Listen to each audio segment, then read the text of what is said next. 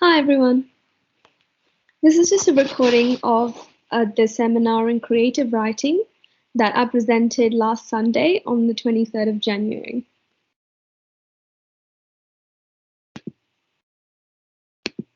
A bit about me. My name is Nandana and I graduated in 2019 from Willetton Senior High School in Perth. And before coming to Australia in 2015, I lived mainly in India and in Oman, which is a country in the Middle East, for those of you who don't know. And currently I'm doing my third year of Bachelor of Philosophy Honours in Medical Sciences with a direct pathway into Doctor of Medicine at UWA. And apart from studying or tutoring, I tutor chemistry and English. You can find me dancing at shows, dancing for various groups. I also have an Instagram and TikTok for my dance.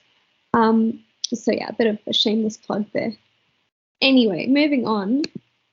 Today we're here to talk about creative writing, which is a very useful skill to have, not just for tackling exams, but also just for your daily life as well as in general.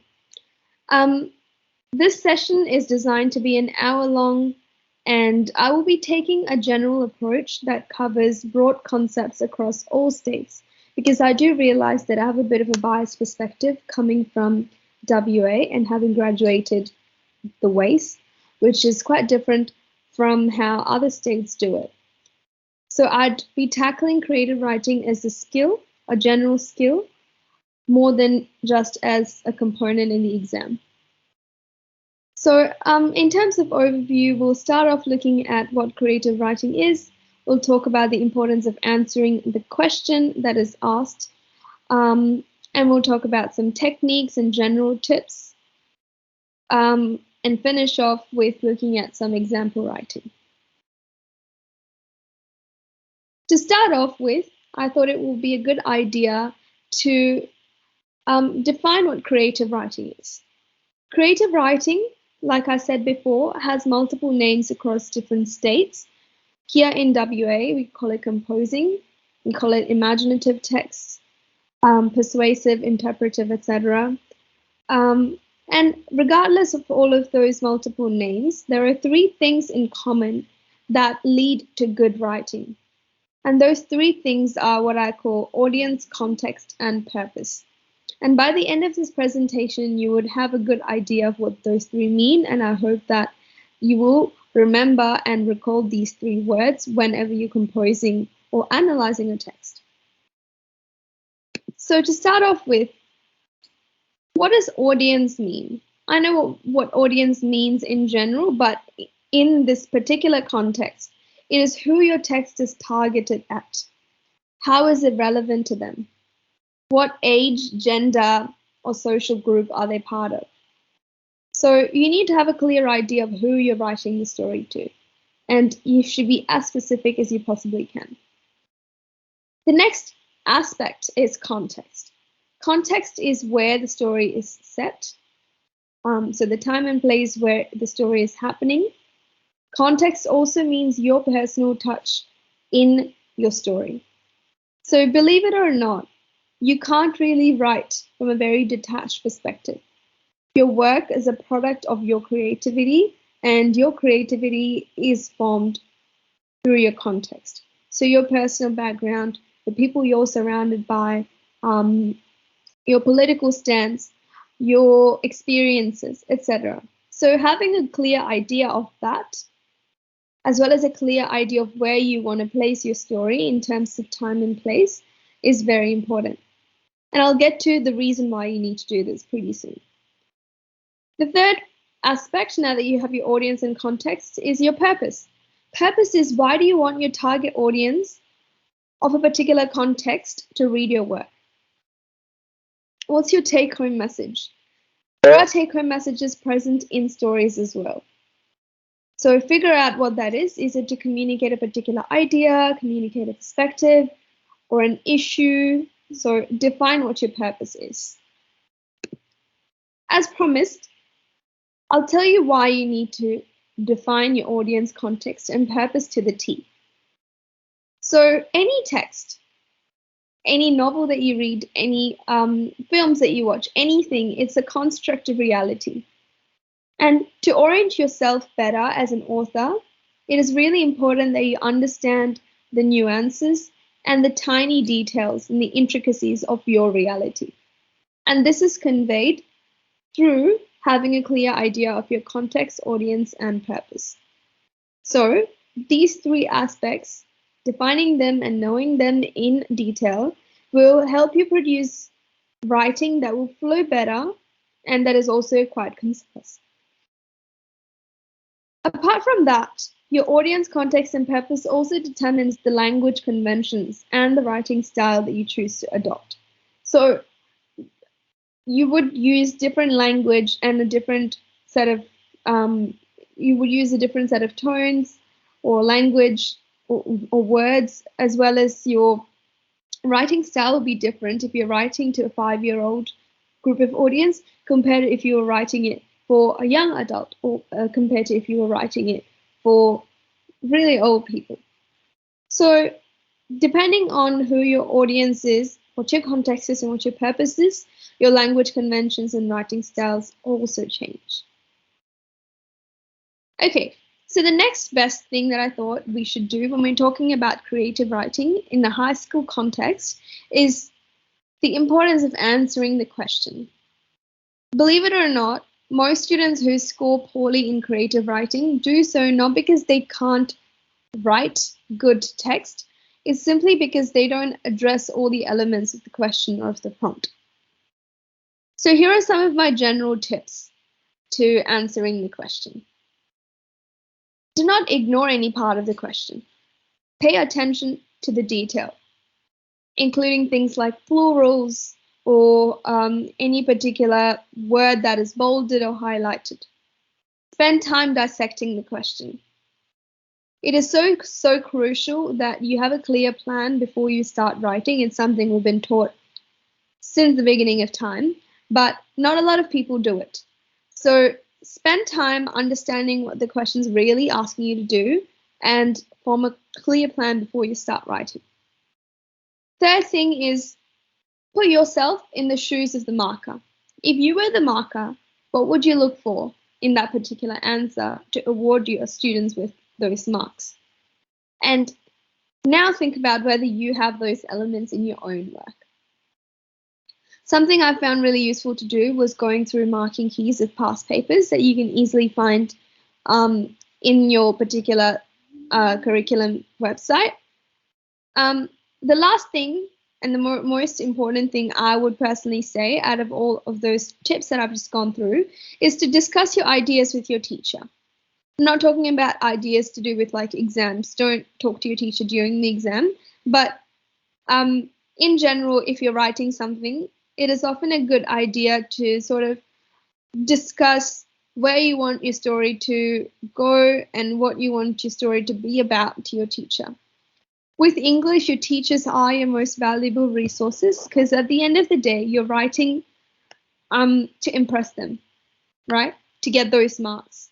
So it is often a good idea to talk to them to see what exactly they are assessing. Moving forward.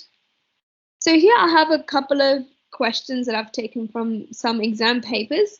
And what we'll do is we'll go through them and we'll dissect them. First one is create an imaginative text in a particular genre, but with an atypical setting. So here it says to create a text in a particular genre. The word particular is very important. So it has to be a clearly defined genre, like horror, romance, dystopian, etc. The next crucial element of that question is it has to be in an atypical setting. So a setting that is not common to that genre. If you choose horror as your genre, then, setting your story in an old mansion is not answering the question, because an old mansion is a common setting that you would associate with the horror genre. The next question is craft an imaginative text which concludes with the following line. Some say bossy, I say benevolent overlord.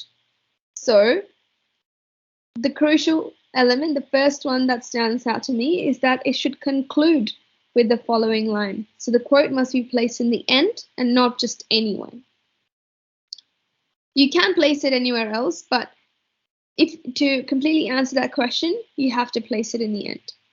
The other thing is higher scoring responses won't just dump the quote somewhere in the end. They would add value to it. It would be an element of that storyline. Yeah, the quote will be crucial to the story pretty much. So that's something to keep in mind. Here we have a few text images which are used to aid in composing narrative text. So the first one is in a form of your choice. Create a text that explores a mood or idea from this image. So as you can see, it's not asking you to use the image in the story. It's asking you to use the mood or the idea conveyed through the image, which could be things like journey, light at the end of the tunnel, hope, someone's path to success, which isn't very easy. There are struggles at the start, but then they reach their goal. Then the prompt is not asking the image to be used as a setting, but to be inspired from it, which is what we just talked about. The next question is create an imaginative text in which these birds have a symbolic function. So it's talking about the birds in particular, not necessarily about the kid. And you must talk about the birds. And the other element is that the birds are being used not in the literal sense, but in the symbolic sense. So they could represent things like growing up, freedom, the chase, etc. Now, these might seem really mundane and really boring to discuss, but believe it or not, in that exam situation, when you are faced with time constraints and a lot of pressure and nervousness, it is so easy to read past certain words in a question and answer a completely different question. And that will hinder you from scoring your full potential. Now, as I said, I'm adopting a general broad perspective looking at creative writing. So I thought it was really important that I also address some of the other types of creative writing tasks that are required from students in different states. So some of the examples that I understood after chatting to some people from other states is that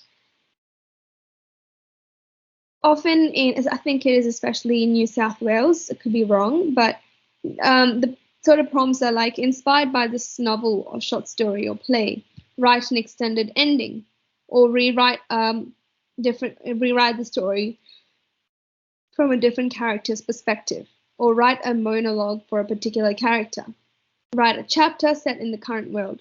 So all you need to do is follow the same tips on answering the question. That is, you need to define your context, audience, and purpose. Make sure your work retains the elements of the original piece, like the writing style, the word choice, the tone, the syntax, the themes. But if the question is asking you to change an element, you must change that element. So stick to what needs to be stuck to and change what needs to be changed. Moving forward, when designing this particular presentation, I realized that, especially after having tutored a lot of students for English, one thing that has struck me so much is that regardless of where you are in terms of your year group, regardless of whether you're in year 12 or year 11, after having years of experience learning English, students still struggle with the basics. And if you don't have a strong foundation, when it comes to exam time, you will struggle with creating writing that flows and that addresses all the elements of the question. So I thought it would be a good idea to go through some techniques, because at the end of the day, your teachers are looking for techniques in your work. They're checking to see if your work has all the stuff that they've taught you. So to start off with narrative conventions, Narrative conventions are pretty much techniques that are used to tell a story to the reader. And any story will have these conventions. First one being point of view, which is the perspective from which, or the lens through which, the story is told. It could be first person, second person, or third person. And from experience and from talking to teachers, I personally recommend the third person because with first person, you're able to delve deep into the feelings of one particular character. But with third person, you have the flexibility to do that, but with multiple characters. And that can really show the marker that you have thought about the story or that you empathize with your characters. And following on from point of view, rightfully so, with characterization being one of the most crucial elements of any memorable story. So to create a good character, you need to address all elements of it, like speech, action, appearance, and others, or theo, yeah, as I like to call it. So here, what you need to do is you need to, through your story, talk about how the character speaks, what they look like, what their actions are, and how others act or speak about them. Then you have plot, which is just the traditional storyline. You could have, you could change things around. You can have a flashback. All of those things are quite useful as well. And finally, you have setting, which holds as much importance as characterization because a memorable setting really creates the mood and sets the tone of the story. So it's where and when the story is happening. Then you have language conventions. Language conventions are pretty much techniques that are used to actually write the story out. So far you have narrative conventions, which is what the story contains, but how you communicate it to the audience is through language conventions. And this is again informed by audience context and purpose. So some of them include figurative language, your metaphors, similes, and personification. Then you have your diction or your word choice. It's also called lexical choice.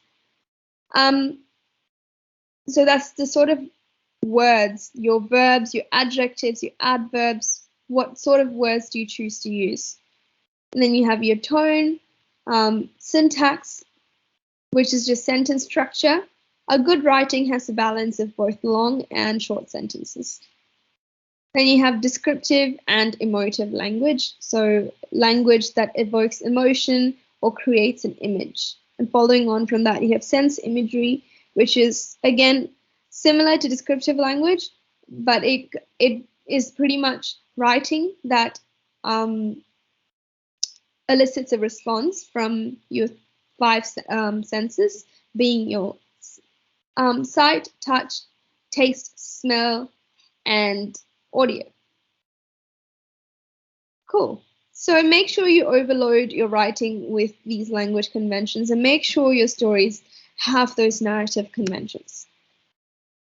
So moving forward, while I was designing it, I was like, what next do I include?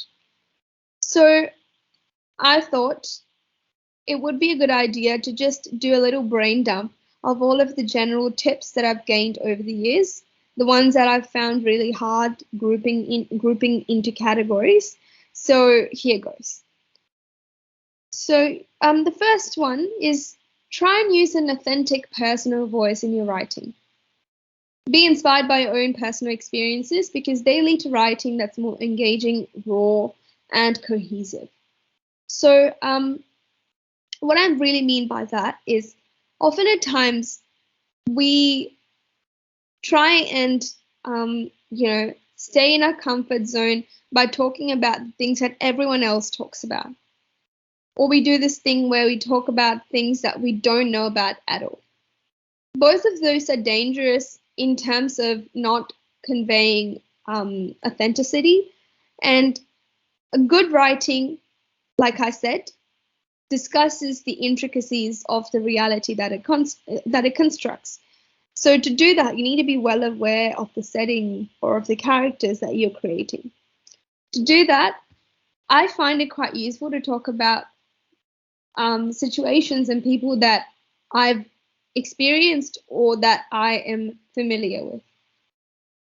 I will show you what it really means through some example texts soon. The next thing is grammar and punctuation. Writing is not just about your ideas or your characters, it's also about how you write them. And how you write them is also not just about your language conventions, it's also about making sure your sentences are clear, they have good grammar and punctuation. And you can really focus and hone in on the skill by leaving time for editing and re-editing after your work so that no marks are lost in this area, because this area is really easy to score marks in. My third tip for you is when you're reading stories or any external creative pieces, try and put on a critical hat and try to make sense of why the particular language conventions are used. I also do think that having a few ideas ready to go is pretty good. Excuse me. So that just means that in exam situations, you'll get unseen questions that you haven't seen before. And in such cases, you have to come up with an idea. You need to think really quick.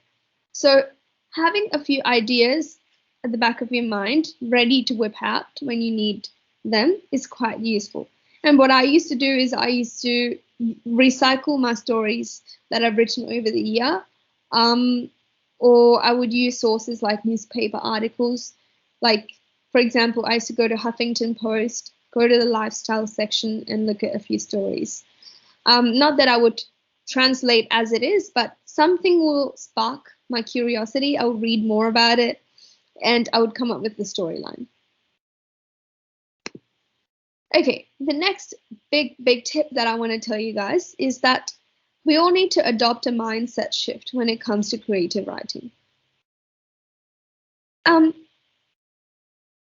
it or not, all of the stories that we write, nothing is original. We're all inspired by other stories, other people, other works of fiction or non-fiction. So it's really hard to come up with a plot that is path-breaking that no one has ever seen before. And if that is our focus, which is what we're taught to do from a very young age with NAPLAN and things like that, what happens is the true essence of the story gets lost.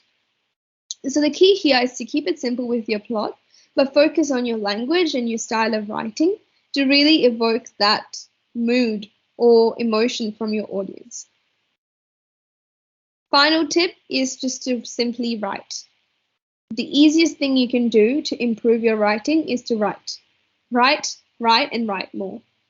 There are plenty of past papers and there are resources and even online writing prompts that you can use to improve your skill of creative writing and become a better writer. In terms of, in a high school setting or with your tutor, make sure you do the work that you're assigned and leave enough time to ask for feedback and at least do one round of rework where you actively use this feedback and check and ask for feedback again. So these are some of the general tips that I thought I could give you. Now, getting a bit more specific is I wanted to talk about describing setting and character because any good story has a memorable list or maybe if it's just one character, it has memorable settings and characters. So with doing that properly, language conventions are your best friends, be it sense, imagery, and figurative language. Using those really stick with your audience. The other thing is show, not tell. Describe to your reader so that they can visualize what's going on. And don't ruin the fun by telling them what it is. They are people with their own capacity to visualize and imagine and be creative. Reading is as much of a creative process as writing is. So show, not tell. What that means is instead of saying someone is nervous, say that their hands are trembling, they're shivering, they are blushing. So all of those things convey to the audience that they're nervous, and it helps them create an image of that nervousness rather than if you were just to say that they're nervous. Okay.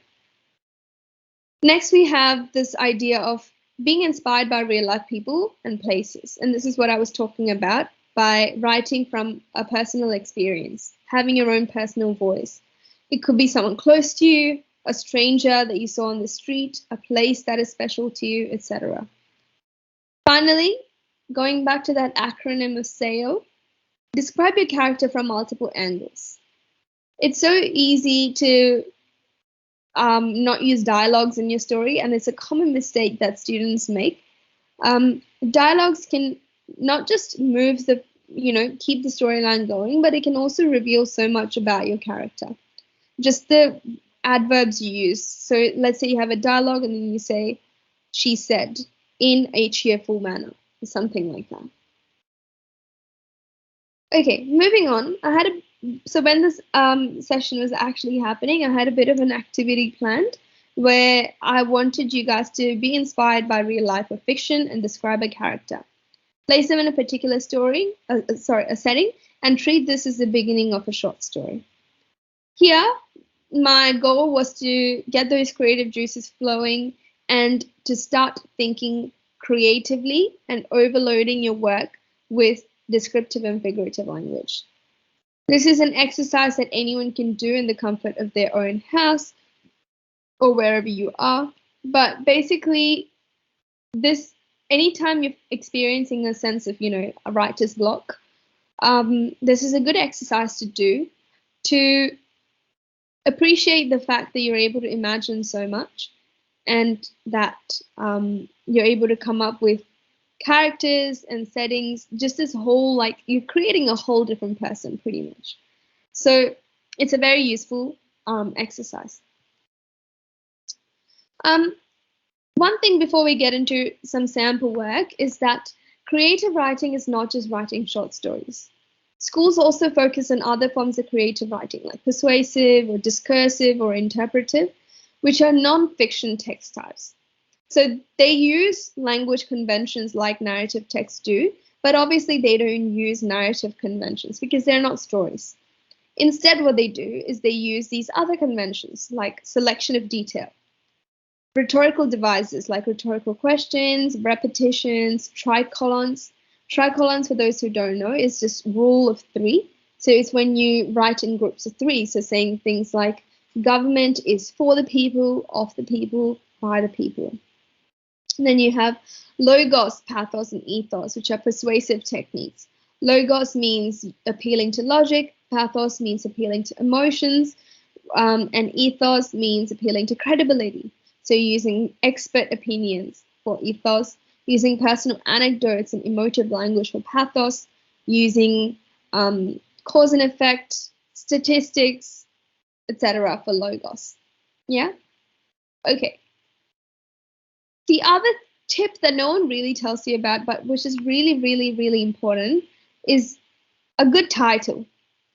With narratives, yes, to a certain extent, but especially with those non-fiction text types, because your title will tell you about your audience, purpose, and context. For example, a bad title is saying something like refugees and asylum seekers must be treated better. Doesn't tell you who the audience are, doesn't tell you what the context is. It probably tells us what the purpose is, but again, could be more specific. Instead, a good title will be something like Refugees and Asylum Seekers, Why Australia Needs to Open Its Borders and Its Heart, a speech at the National Australian Youth Forum.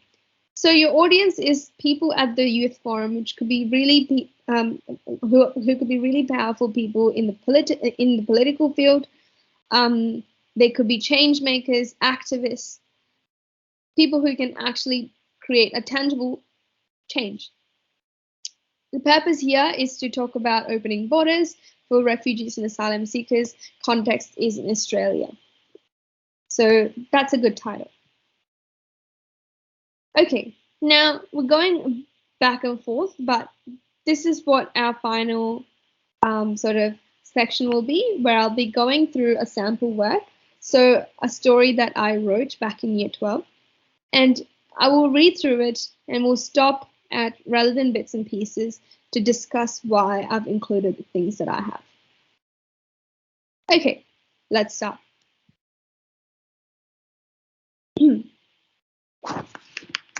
22. So this is a short story that is reflecting a sense of place, and it is titled Home. 22.99. Layla yelled out from her bedroom to her mum in the kitchen. She put the smaller suitcase in the machine and weighed again, hoping it would magically read low. She was exhausted, too exhausted for a 15-hour journey that lay stretched before her like the pile of clothes on her white bed. So here I've used a mix of long and short sentences, especially with the second paragraph where I start off with a really long sentence and then I use really short sentence by saying she was exhausted to convey that sense of exhaustion and emptiness that she's feeling.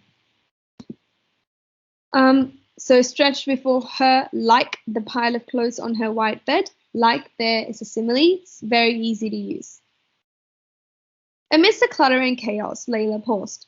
She sat with her back on the red American Tourister, arms in front and neck floating in the air. So here, I've demonstrated the importance of using specific details in your writing, even in stories, just by saying the name of that suitcase, the brand of the suitcase. It adds a sense of it adds an extra layer of realness to the work. So try and focus on not just being general, but focusing really deep and really specific. She looked around the room, whose nook and corner, crevices and cracks were etched in herself. She knew them like she knew her name. The cyan wall, which otherwise was crammed with photos from high school graduation, friends and family, now looked pale as though suddenly vacated by its owner. The room smelt of rose perfume, whose scent didn't appear as distinct as it did now. Soon she will be subjected to smells foreign to her room, or of the coffee brewing in the kitchen, which wafted through her bedroom, greeting her good morning every day. So that's personification. Soon she would be gone to the other end of the world, a place she had only heard of, a place she must call home. So here, what I'm doing is foreshadowing. I'm saying that she's going to leave this place, the comfort of a bedroom and of her house soon. So doing that really puts everything into perspective, keeps the story moving, while also allowing room for description. So you need to maintain a good balance between describing and keeping the story moving, and that's what I've done there. So a place she must soon call home. Again, going back to that question and answering the question about a sense of place. Here, the place is home, where you feel comforted, where you feel warm and secure. And the story is about leaving that place. So that's perhaps the conflict. Yeah, we'll see. Her gaze softly shifted to the turquoise dream catcher which Layla's dad gifted her when she was 9. Through the little sequins of white and silver, so going really specific to the details, tiny specks of magical gold dust made their way to Layla, caressing the bridge of her nose and circling the dimple on her left cheek. So it's overloaded with descriptive language and sense imagery.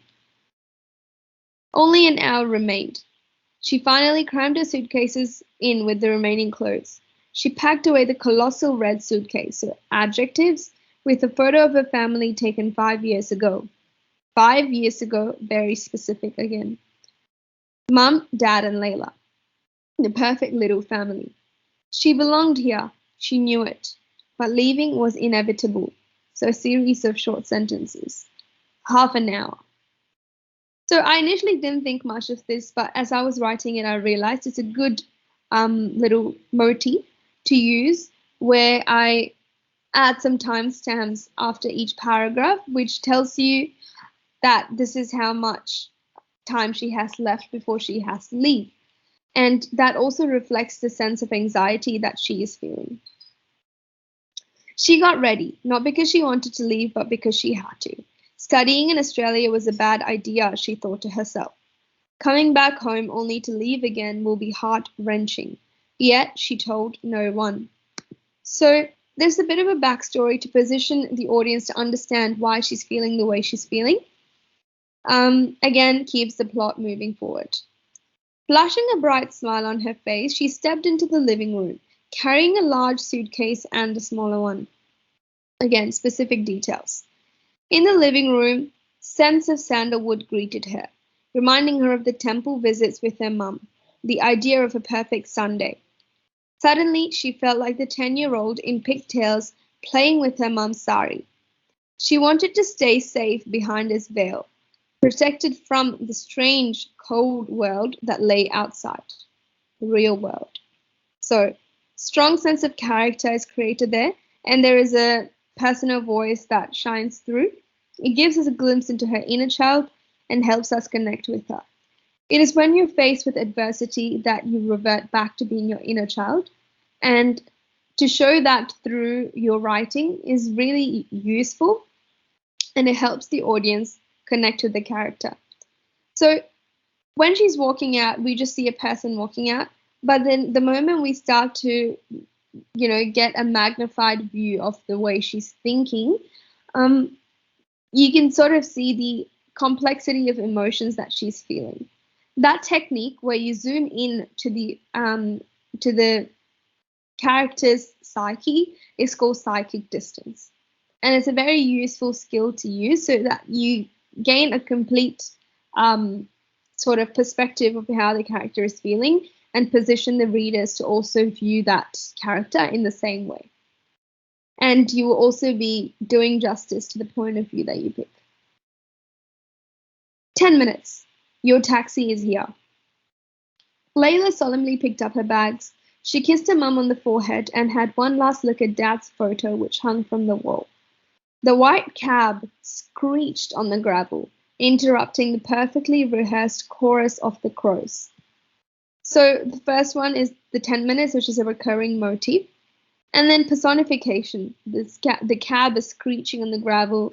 The crows are having a little chorus, a little choir. So there, personification is used to create the mood it's a very simple tool, but it adds so much to making the setting memorable. Layla put her bags in the boot, opened the door and got in. Looking out through the window, she saw the luscious dark green rubber trees towering around her tiny house, guarding it like obedient soldiers. Again, simile and the creation of a very rich visual imagery. How did I come up with the idea of the green rubber trees? It's because back home in India, in my dad's house, there are rubber trees everywhere. So this is what I meant initially, by using the experiences and the things you have seen over your lifetime to craft responses that shine through, like that allow your personal voice to shine through. Now it's white sap bid Layla with bittersweet tears.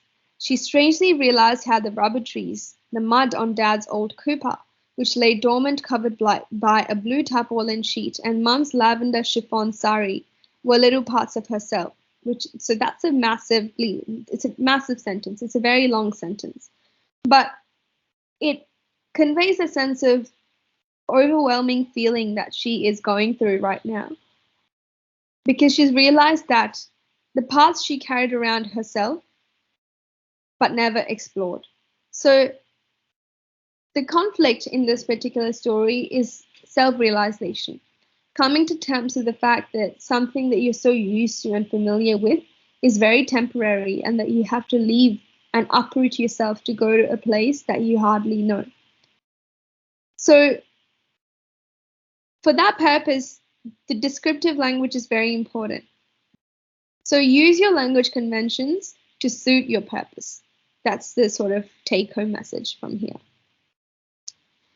Yeah, so your adjectives and adverbs that I've used: obedient soldiers. And then the last line here is the sturdy iron gate opened. Sturdy conveys a sense of security and comfort, plunging her into the real world and the deserted road which lay before her. Deserted is a very unpleasant word to use. It's like you're in the middle of nowhere. So, and the deserted road which lay before her, whose cracks and crevices were unfamiliar. So this is referring to the cracks and crevices that I talked about when I talked about the room, her bedroom. So that's a little like, tie back situation, which allows the marker to understand that the writer has thought about their work and their work flows really well. So that's my story. It's something that I hold really close to my heart. But as you can see, those are some of the techniques, now that I look back at it, that I used to craft that response. Yeah. Now, here's a similar prompt, but a different style of writing. And I thought it would be a good idea to go through some elements of this. So this is a discursive or an interpretive writing style, and the question was similar. So I thought it would be a good idea to talk about this whole, concept of immigration and how that has affected the way I think about myself. So the title is Navigating Home as a Third Culture Kid, a seminar on place and identity at the University of Western Australia. Very long title, but it is a good title because it addresses context, audience, and purpose. So as you can see, I know where the speech is being held. I know it is a speech. I know who it is targeted to, University of Western Australia, at a particular seminar. A seminar is full of people who are interested in that particular field or who are curious about wanting to know about that particular topic of discussion. So in that case, personal experiences are quite valuable to the audience. So basically, the whole idea is to create a sense of persona. It's not like you are speaking at a seminar. It's more so like you're building yourself up to be this person who is doing that. So that it adds to that sense of reality, the construct of reality that I'm talking about. So here, it's not just the title, but the sort of like starting few sentences and the introduction also clearly sets the stone for what the context, audience, and purpose is. Good morning. Let me begin by thanking the UWA staff, fellow students, and of course UWA alumnus for organizing this seminar. I feel immensely grateful and proud to be talking to such a culturally diverse and supportive blend of youth, of which I was a part of as well 3 years ago. Today, as we focus on the importance of place and identity, I intend to share a little piece of myself with you all. It is based on a chapter in my memoir titled Navigating Home as a Third Culture Kid. So it's a memoir. I'm talking about my work. So here I'm building up myself to be a person with experience. I hope to address what it was like living in vastly different countries and learning to call each of them home, while finally ending up confused at this very idea. So here I'm following elements of the structure as any normal interpretive text would do. I hope you all can connect to my thoughts in one way or another. And then I have a bunch of rhetorical questions, not necessarily rhetorical. If you're speaking to an audience, you can do like a little show of hands. But all of them tell my marker that I know the genre here is not story writing. It's not short story, sorry. It is interpretive writing. Yeah. You can have a read through this part of the writing, which is where I discuss my experience living in those 3 different countries. They're overloaded with descriptions and rhetorical devices and a strong sense of personal voice. So if you want to have a go at reading it and, teasing out the different conventions, feel free to do so. So before I end today's session, I'd also like to say that in exams, you don't have to completely, reinvent the wheel and come up with a completely new idea or story. You can, in fact, recycle the text that you've already written if it is allowed. So just make sure it is allowed before you do that. But this is what I did. So this is a question that I answered for my waist in the composing section. One's destination is never a place, but rather a new way of looking at things. Using this idea as a central theme, construct an interpretive text, it has to be interpretive, that reflects on a travel experience. So it is reflective. So you have to write in the past tense. Sorry, in the present tense, looking at the past. So in the previous text, I talked about how I lived in 3 different countries. So what I did is for my final exam, I used the same piece of writing, but I tweaked it so that each country will be titled as, departure, transit, and arrival. And I thought that was a creative way to explore this concept, which mentions travel experience. So I will be sticking to the question, and I would also have a piece of writing that has gone through the process of being marked, so I know where the drawbacks are. And I did end up scoring pretty well in this. So that is the end of my presentation. I really hope you've gained something out of it, be it, even like one thing that you learned about good titles, perhaps, or overloading your work with, descriptive language and finding the balance between keeping the plot moving and using a lot of descriptors. So if you do want me as your tutor, I tutor English and chemistry, and English and science for lower school, but English and chemistry for upper school. Feel free to scan this barcode. But that is from me today. Thank you.